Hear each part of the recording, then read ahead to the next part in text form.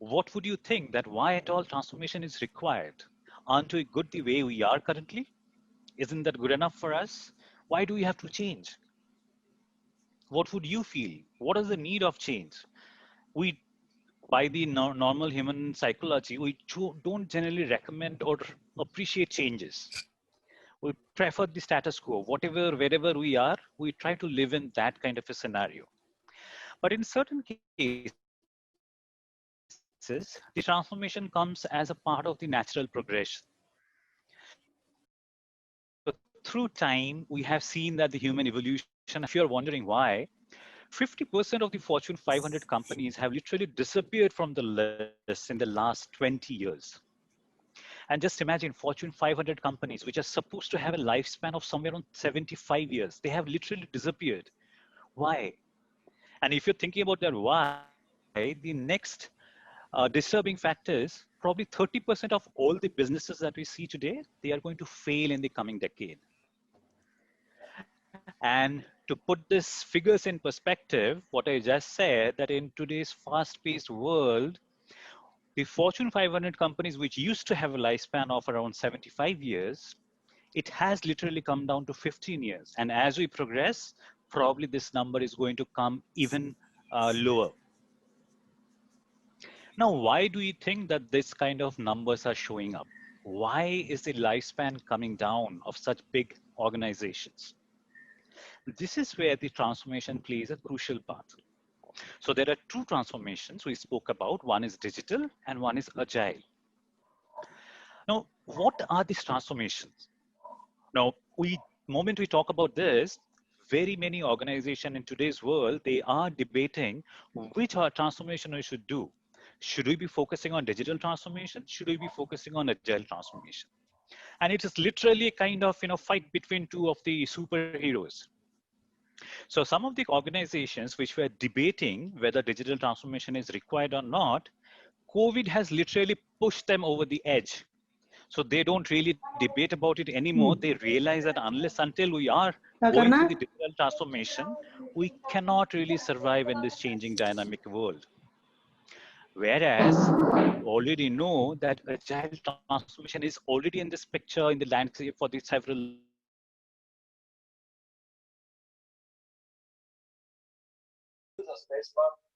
In 2001, we were talking about Agile Manifesto. Even in 1980s, we were actually working with some of the Agile practices. So Agile was always there in the landscape. Digital has literally come in and COVID has literally made it even more visible. So now for any large organization, there is a big question. And in one of the earlier sessions, Ivan was talking about, as a manager, it's very difficult to take a decision when you have options. So just imagine for an organization who are trying to decide on their budget, where are going to put their money? Is it going to be on Agile or is it going to be on digital? Are they friend or are they foes? And very importantly, what do those things bring on the table for the organization? Now let us look into what digital transformation is. And if we look into the digital transformation, the very interesting part is it is not about digital technology. It is the fact that the technology which is digital, because it has always been digital, allows people to solve their traditional problems. Do you agree? Like, for example, today, what we are doing is we have a problem. We cannot come together in one place under the same roof, and we cannot have a physical regional gathering. So we are doing it in a virtual world. So this is the digital transformation that we have done. So in a narrower sense, it actually refers to the concept of going paperless or going through physical materials. We are moving into a stage where all those things are moving into some kind of a virtual platform. And if you really look into the landscape, it is pretty vast. Talk about anything and everything, it is digital. At a very low level, it could be just using a mobile phone. At a very high level, it could be a cloud computing. It could be blockchains. It is artificial intelligence. And very soon we are going to be talking about 5Gs. And think about this, just the interaction we are having today. It is digital, right? We are looking into a screen, something like this, and we are talking to each other virtually. But what is agile transformation? And as we know, agility is really catching fire in today's world. Everywhere you look around, people are talking agile. And one of the reasons why we have all come together today, it is catching fire, yes, and there is a growing recognition of the transformational benefits. So if we move into the agile way of working, we can actually reap several benefits which are otherwise not coming to us. But very unfortunately, moving into an agile operating model is not so easy. And it is even more difficult for the organizations which are already there, established for a long time. So you will see many of the startups, they don't carry a existing culture with them. So for them, moving into an agile way of working is relatively easier vis-a-vis an organization which is there for such a long time and they have an existing culture with them, probably some kind of a legacy mindset with them. For them to transform into a new organizational mind, that is indeed a big challenge for them. So most of the journey needs to be comprehensive and it has to be iterative. Why iterative? Because in one iteration, we won't be able to do everything. So we always know that we have to include three major components: people, process, technology. Two another elements gets added to the list. One is strategy and the other part is structure. So it should be a comprehensive coverage on all these five elements. And this metamorphosis, this transformation has to go through several iterations. And each iteration is a learning opportunity for us through which we take the journey forward. Now let us try and see what the reality is. Anyone recognizes the movie? So if you do, this is what the transformation looks like. It looks all hunky-dory, right? It looks so nice and we really enjoy these movies when we go out in the theater or when we used to go out in the theater or even when we were watching at home. The reality is quite different. There is lot of changes. There is lot of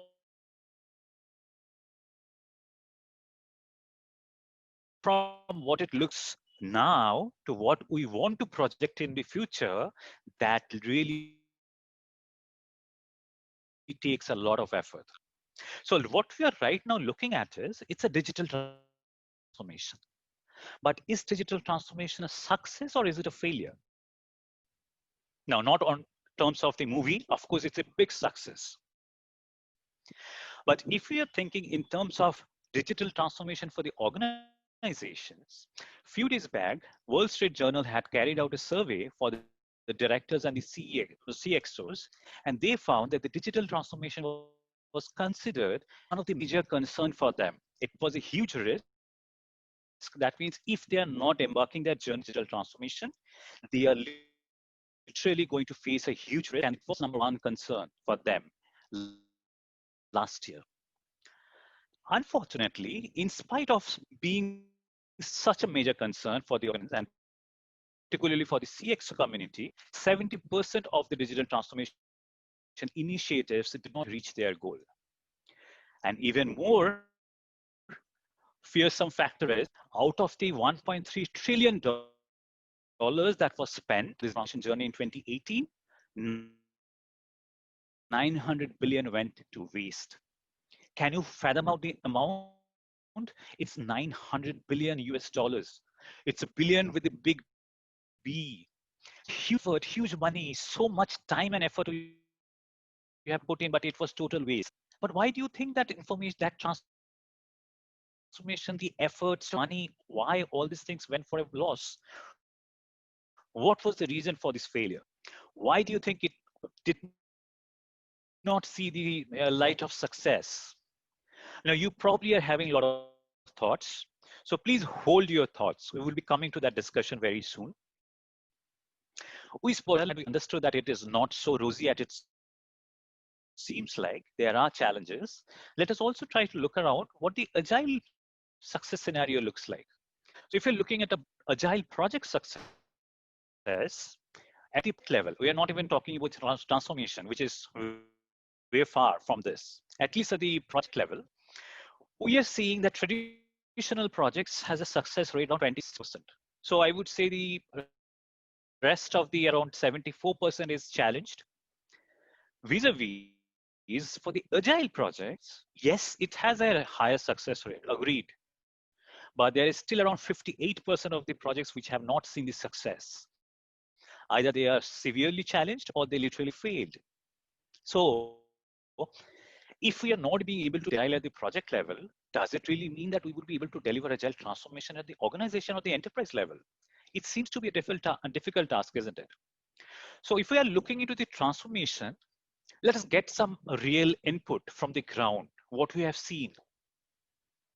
Recent data, 2 years back, PMI releases something, Project Management Institute releases something which is called the Pulse of the Profession.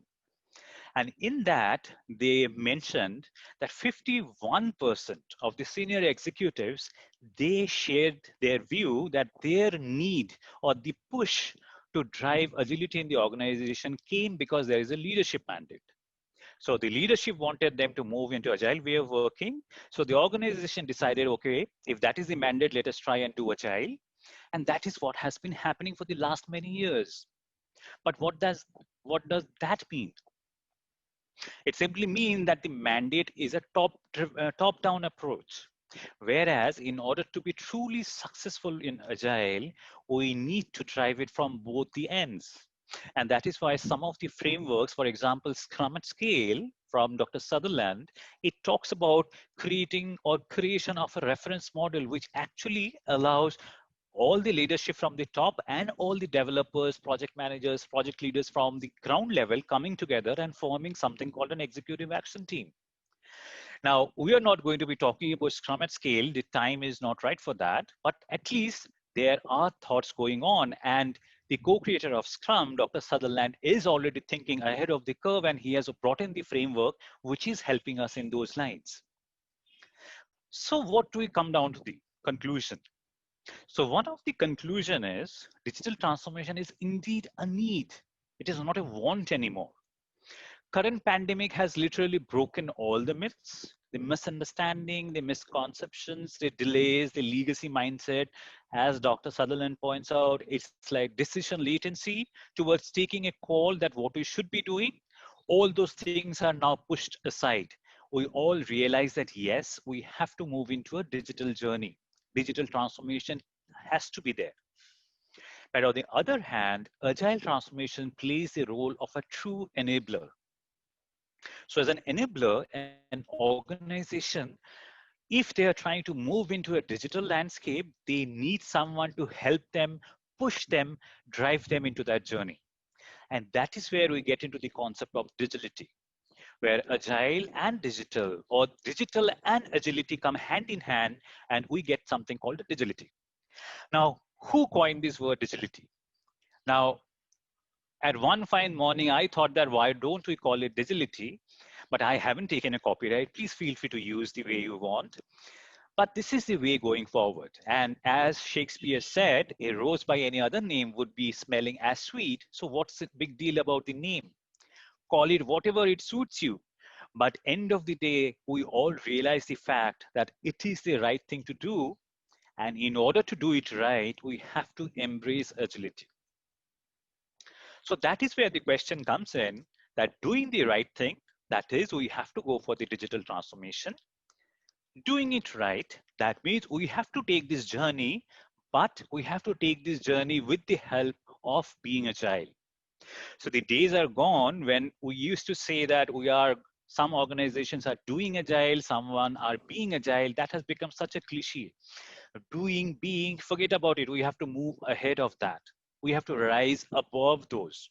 So we have to work hand in hand, and we have to tell our customers, our audience, our clients that we have to do this together, and we cannot really put the cart before the horse. That is not going to help us anyways. So if we are planning to do it right, we have to embrace agility, and agility would push the digital transformation for any organization who needs to survive in this fast moving world. Now, at the very beginning, I promised that we are going to talk about a story. And if you're wondering what happened to that, I kept it for the last. Who doesn't like pizza? I guess we all like pizza, right? So one of the leading multinational pizza restaurant chain US multinational, you probably all know the name, transformed itself in the last few years, and few years in the sense last 4 or 5 years. What they did is they realized they were significantly losing out to their much known competitor. And in order to survive that fight, in order to win and stay in this market, they created a platform which is literally ubiquitous platform. It's an omnipresent platform which would allow customers to place order from whatever channel they want to. So be it website, be it over the phone, be it from mobile, be it through Siri, be it through Alexa, you name it, and they created the channel for placing an order through all possible avenues.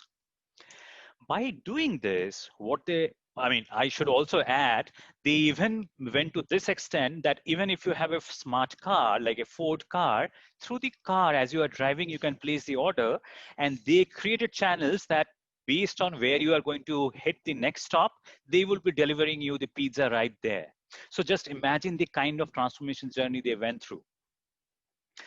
Now, this organization, as they digitize their entire journey, they created the provision for their end customer experience. They digitize their entire operation chain as well, so that their customers could have a complete transparency on how their product is being built.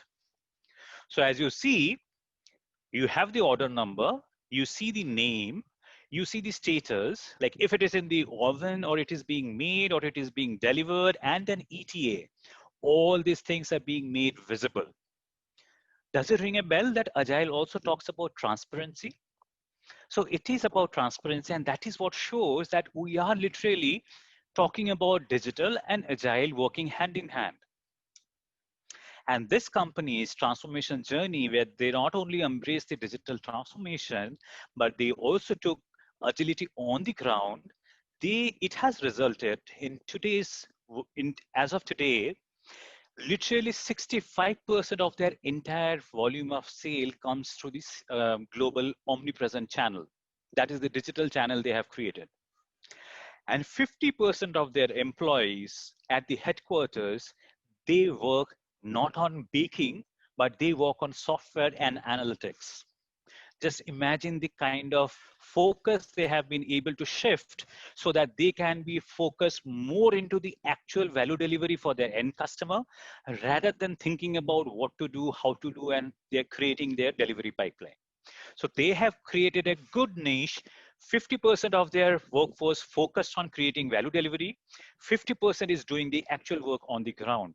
And this is a very good example where digital transformation and agile transformation has gone successfully hand in hand. So if I bring it down to one summary, the key takeaway for us is digital transformation success, it depends on the agile approach to change. So a key element, unfortunately, many firms miss today is the necessity for them to change their corporate culture and support an agile environment. Why it is crucial is because an agile environment allows you to fail fast. If you don't fail fast enough, how are we going to learn?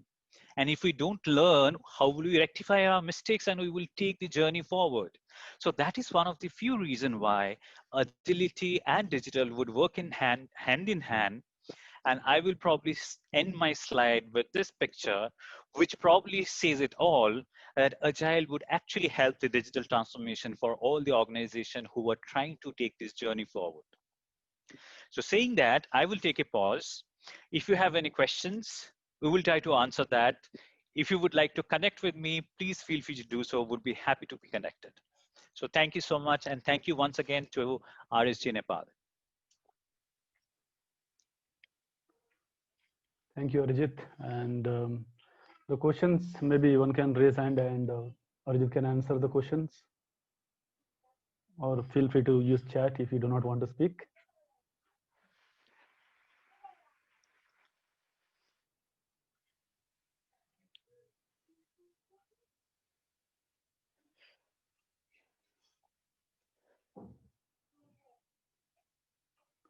Any Okay. queries from anybody? Victor, good to see you here as well. Thank you so much. Rakeshji, fully agree with you. Changes in situation demands the change. Yes. Nazmul bhai, I tried to mirror the background. What I did is when I tried to test the background, I saw that it was mirroring. So what I did is I took an extra measure and I mirrored the image. So probably it is now mirroring it twice. I don't know for whatever reason it is probably looking at different. But when I checked, it was looking good for me. Thank you, Dada. Actually, it was very engaging session, and in fact, the example you shared with us today, I'm very intrigued by it because I don't come from a software background. So I had a question around that area. But Sure. one thing is that this company you showed us is from US, you mentioned. So any examples looking into like our subcontinent that you can point to? So Give just someone. imagine this company being I mean, though being in US, it's actually Domino's. So Domino's is there all across. So they have done this, and even if you really see, like for example, in India, for the matter, I am quite sure that they probably have it in other areas as well. Like if you are on board a train, even if you're on the train, you can place an order using your mobile. You can place an order through the app. You can place an order through Twitter. As you place the order, you can actually point out what would be your next stop, and they would be delivering you the pizza, hot pizza, right at the next stop, right where you want it. So what they have done is they have literally taken the advantage of the digital platform, and they have ensured that not only they are taking it, I mean, taking the order is one part of the big story. The bigger picture is taking the order and fulfilling it. And the fulfillment is actually happening through our agile delivery cycle. So this agile supply chain itself is being formed in such a way. In fact, if you go to any fast food corners, like say a McD or say a Burger King, if you go, you will always notice that they would be putting on their display what is the current status of your order. So it actually helps us to understand where we are. I mean, it is literally a representation of a Kanban board. So it basically shows the queue, which not only helps us as a customer to understand how long I may be, am I supposed to be waiting, but it is very importantly for the team who is going to be delivering to understand whether something is stuck there in the queue for long or not. So if at any given time they see there are too many orders stuck in the queue, others will stop their work and they will jump. And this is what in Scrumming, Scrum Master classes or Scrumming, Scrum Product Owner classes, we generally talk about this. This is one of the hyper performing patterns, which is called the swarming. So whenever we see there is a queue forming, we create a swarming so that we go out and we help the teams to get rid of that bottleneck. And then we keep on continuing in the usual pace. So it is there all across. It is not just limited to US. The example was centered around yes, because there the workforce that they have, 50% of the workforce actually at the headquarters is working on software. And mind you, in today's world, all organizations are software organizations. So they are working on, they are putting most of the 50% of the workforce focusing on software and analytics.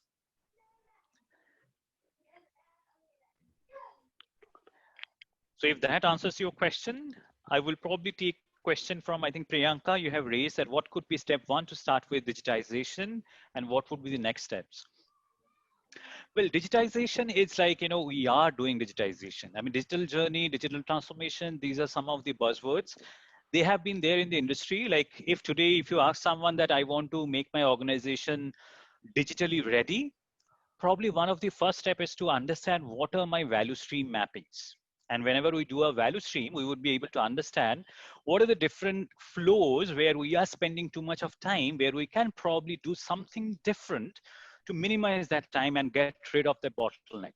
So for example, if someone is trying to connect to this particular session and that particular person is on the move, for that person to take a stop, open up the laptop, connect, and probably use some kind of a Wi-Fi or consider that converting the mobile phone into a Wi-Fi hotspot and then connect, it could be a lot of time taking effort. Whereas One option could be for the organization to give all 4G, 5G data so that they can immediately connect to any kind of call from their mobile itself. That minimizes the time, and you are gradually encouraging your team to become digital. So in today's world, in the COVID scenario, most of the organizations are working from home, and everyone has the more or less required setup so that we can all connect from home. So that is the digitization journey. Where the challenges come in is how and when we have to take this journey. So the organizations which were not prepared for this, all of a sudden, when the things were, the lockdown was declared, they literally had a struggle that how do we move the entire workforce to work from home? There is a security issue. There is a problem with the VPN. How do we set it for all? Network, bandwidth, latency, all this thing comes in. But by now, we are all accustomed. It's like, inspecting and adapting. So based on that, today we are all ready and we are equipped to take up this kind of a challenge. Next step would be gradually to sharpen this, to make it even further so that we can make it and we can take it to the next level. Now, it's very difficult for me to say because there is a no straitjacket solution for this. All the different organizations would have their different scenarios, and based on that, we have to decide what could be the best possible next step for them. But pretty much this is how we start, and we keep on helping them, pushing them through a digital transformation through an agile journey. So there's a question from Manish that what are the challenges for moving into digital transformation? What could be the possible solution to deal with them? So yes, there are a lot of challenges for digital. I mean, any transformation is always a challenge because from the very back of our mind, we don't accept changes.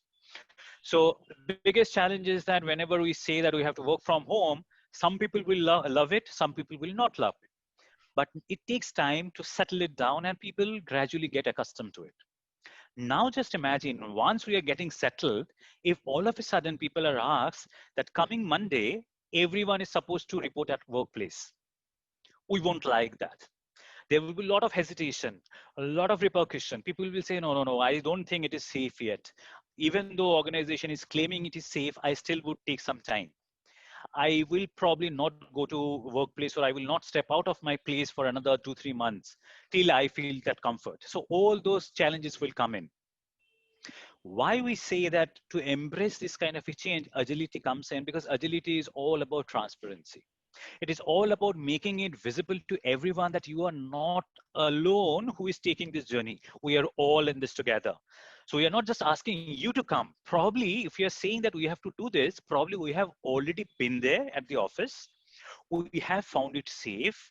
Now we are requesting you that why don't you give it a try? You don't have to come if you don't want. But if you are feeling that, yes, you are kind of tired looking at the screen all day, not being able to step out and come back to the workplace where you spend most of your time, unfortunately, but you can take that call and you can probably step out. So this is how it works hand in hand. It is actually a much longer discussion than what I just said, but for the sake of time, I will just cut it over there. So Arati actually has a question that how do we deal with the mindset having waterfall approach? Not an easy answer. Biggest problem is that just imagine, I mean, we do have a mindset, right? When we have a fixed mindset, a legacy mindset, it is very difficult to change it. But just imagine if we tell you that we are going to change your working hours from say 9 to 5 or say 8 to 5 or 9 to 6 or whatever, and we say that we are going to change it, we are going to stretch it. Would you be happy? Of course not. No one would be. But what if we tell you that we are going to, looking into the current pandemic situation, we are going to increase your salary by say 10%? Would you be unhappy? You may not be happy, but at least you will not be unhappy as well. Most likelihood you will actually be happy. So if we can show some benefits that is going to help me out as an individual, then it may be a good starting point for us to change the mindset. So don't show them that I'm going to give you some extra money. That may not be a very good motivator, but do something so that, I mean, I will again go back to Dan Ping's example, like take the concept about some of the factors which we take for granted, like salary being one, take out of the context, help in some other ways. For example, what if we tell that we can do the change, but we are not telling it as an announcement. We just tell people, you know what, we have been doing this for so long, the waterfall way. Let us try something different. What if from tomorrow we just catch up for 5 minutes, 10 minutes max? We'll just try and discuss what we were doing. We'll just talk amongst ourselves to understand how things are moving. As it is, it's a pandemic world. We are not being able to see each other. It would be a good point for us to catch, have a quick chit chat, understand where we are, and we will take it from there. You take the first step and gradually we move from there. So I think, if you want, we can always connect offline. I am conscious about the time. So request to the moderator, please stop me if I am overshooting it. So another question I see from Babu, that generally agile teams are said to have small number of teams, 9, 11, okay. What is the reason Agile is unable to accept more number of people in a team? Is it a drawback of Agile? Okay, so it's a very interesting question. Agile actually doesn't say that 9 to 11 people. It actually says, and in fact, what Dr. Sutherland also says, that it should ideally be 5. Harvard Business Review spoke about it. Its ideal size is 4.6. Now, of course, you cannot have 4 full people and 0.6 of a person, half, right? So 5, it would be a good number. And then you add your product owner, scrum masters.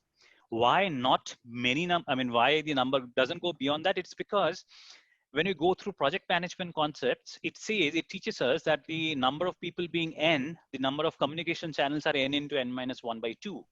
So the more number of people you have, the more channels of communications we are creating. That means more effort is going to keep everyone aware of what the current situation is. It takes a lot of effort, undue effort. So we want to cut it down so that the team, which is small, very cohesive, they can work together and they can share the information without spending too much of time, which we can do without, to keep everyone abreast of what is happening. So that is one of the reasons. It is not a drawback with Agile. Even if you're working anything, even if you don't call it Agile, have a small teams, you will see it's a better performing team. It delivers better, it delivers faster, it acts much more cohesively. So we don't want to add more people to Agile to make it incorporate. We don't need any new philosophy to add more people to Agile. I mean, eventually what would happen is if we keep on adding more people to Agile, it will not remain Agile anymore. It will become something else. And probably it will become something like, neither Agile, neither waterfall, and what we generally call as a fragile model. We don't want to be there. And let us stay away from that. So I guess we are at the top of time. Yeah, we are almost there. Just 3 minutes to go. So if anybody has any one question, we can still have it. Otherwise, we should be good to close. Just giving a moment if anybody has any. Sure. So if we don't get any. Hello. Yes. Hi. Yeah. This is Aarti from Singapore. Am I audible? Hi, Aarti. Yes, you are. Yeah. Yes. So Arijit, I am the one who just pasted wrote this question, that how to deal with the mindset. The challenge. Where is the challenge? The challenge is like you have a team.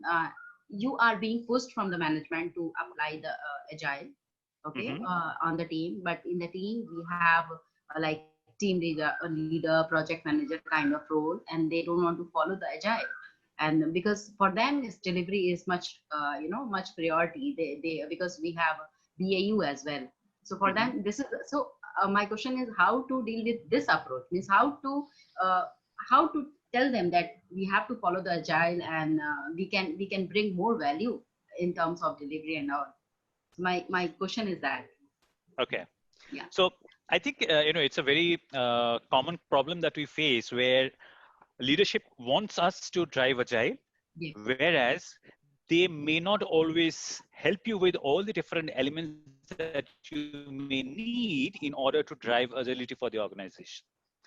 And that is what I will again go back to Dr. Sutherland. What he says is, it's a agile brain, but it's a waterfall body. Or another example could be, you are trying to install a Windows application into a Mac system. It doesn't work. So in order to literally drive agile in the organization, you have to bring in the concept of agility from the leadership till the ground level. And that is what we generally do through Scrum at Scale.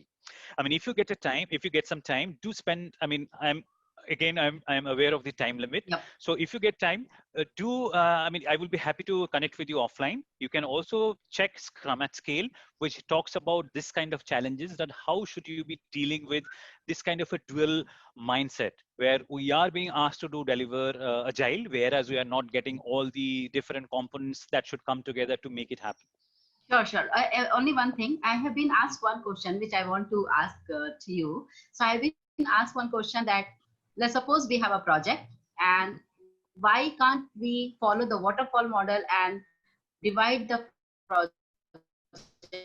Let's suppose we have a project for a year, and we can divide the delivery for 6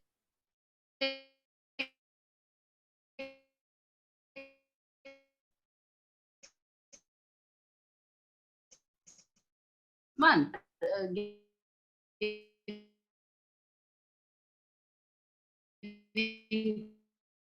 same Is approach. if you want to buy or approach So, happening in parts. So probably the waterfall approach happening in parts. The next iteration you will get to see a steering wheel. So first iteration you got a wheel. The first iteration you will probably get a small bucket, but it has the wheels and some kind of an opportunity to steer it. It may not be a nice leather seat. It may not have a nice round steering wheel, but it actually gets the job done in a very small scale. That is how the iterative incremental delivery happens. So that is where the difference comes in between agile and waterfall. okay. So that was a very small answer. If you want, we can elaborate on that. But I am sure other speakers are also there. So in order to respect their time Thank you. box, Thank I you so will much. probably stop. Okay. Well, thank you so much for your question as well. Thank you. Thank you, Arijit.